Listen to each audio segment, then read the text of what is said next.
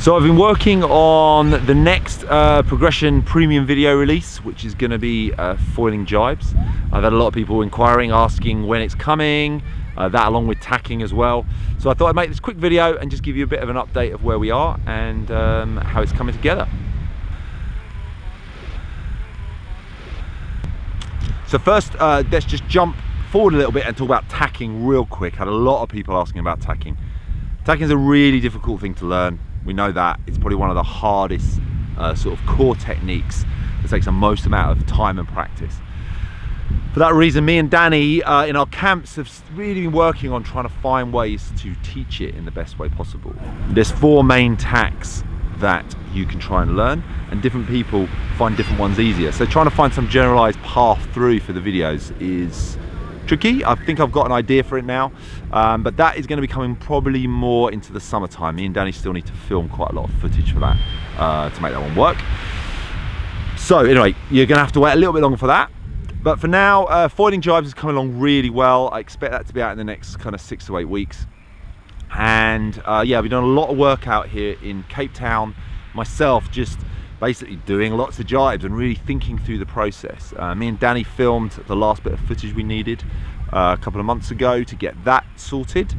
So yeah, it's coming along. The script is almost finished, and then the edit will be reasonably quick after that because I've got all the footage I need to make it happen.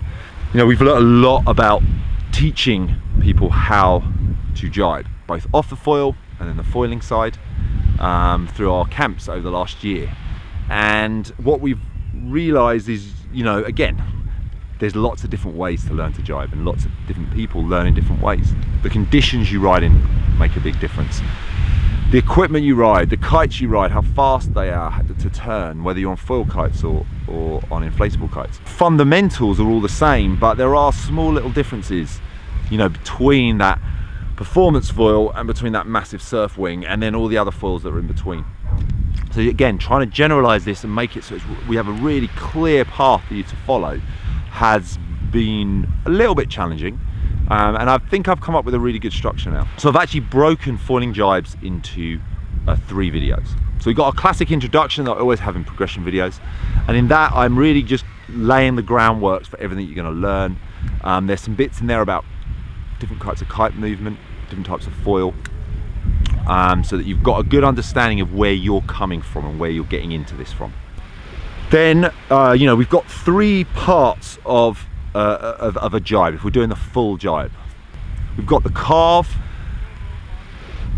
we've got toeside riding, and we've got the foot change. If you're going to do a full jibe, they're the 3 things that you're going to at some point probably have to do. And obviously you can have the foot change and the toeside riding before the carve if you're doing the toeside to hillside version.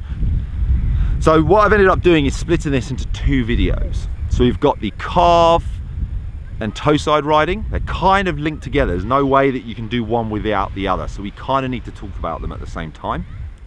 But foot change we can push off and we can put that into a separate video. Reason being that that is actually way more complicated and more tricky, and people really struggle with that a lot more than they do the carving and the toesides.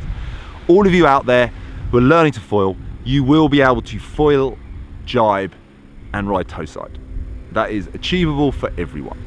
For some people it'll happen quite quickly, for others it will take a bit of time, but you know, in a relatively short period of time, with the right instruction, you will be able to do this.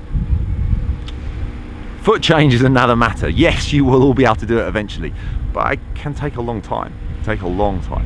For some people, you know, that might be a year or so of practice. You know, for others who can put the time in, you might be able to get through it in a short period of time, but it needs a lot of practice. The technique is actually, you know, relatively straightforward.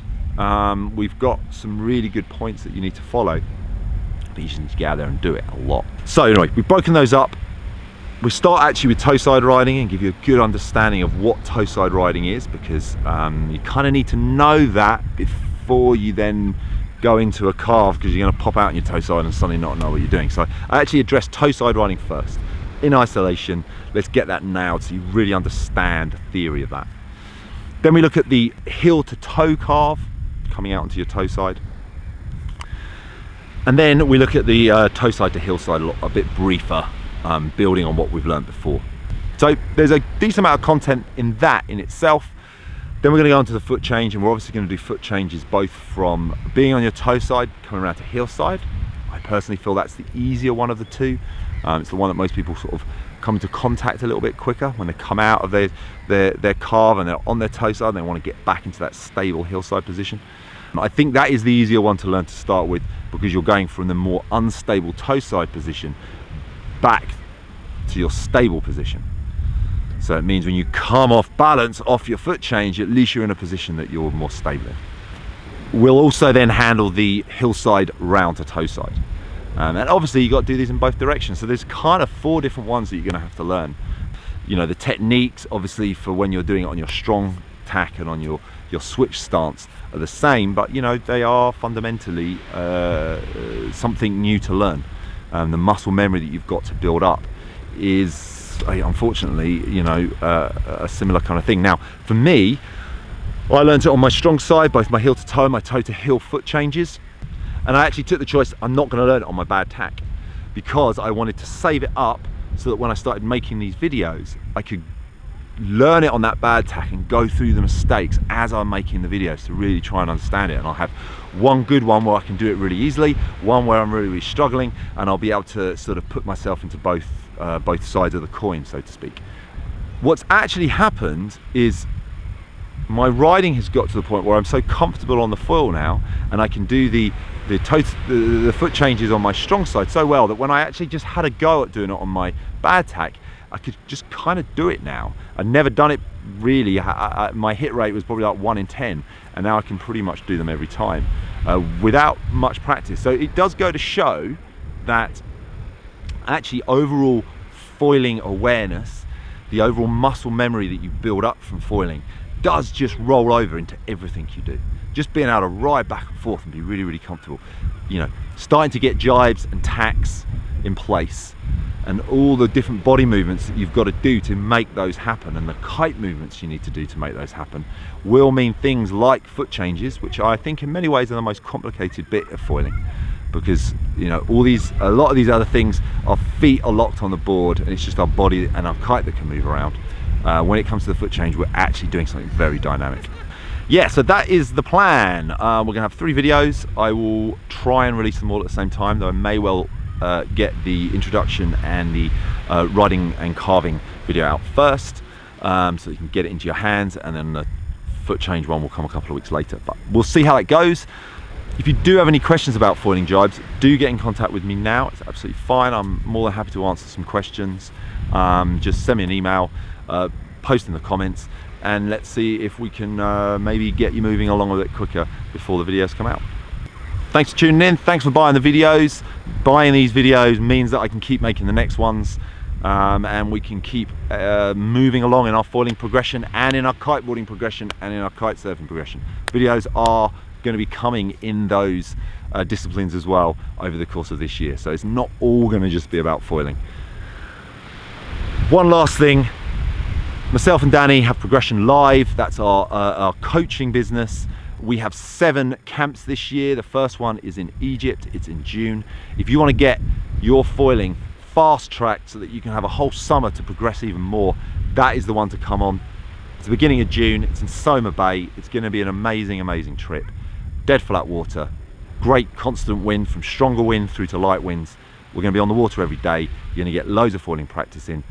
Small groups of 8 people, so you're going to get loads and loads of attention from me and Danny. So check out our website.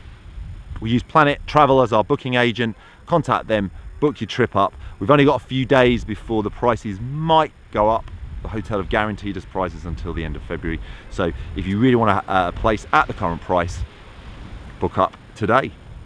Thanks a lot, and I'll see you next time.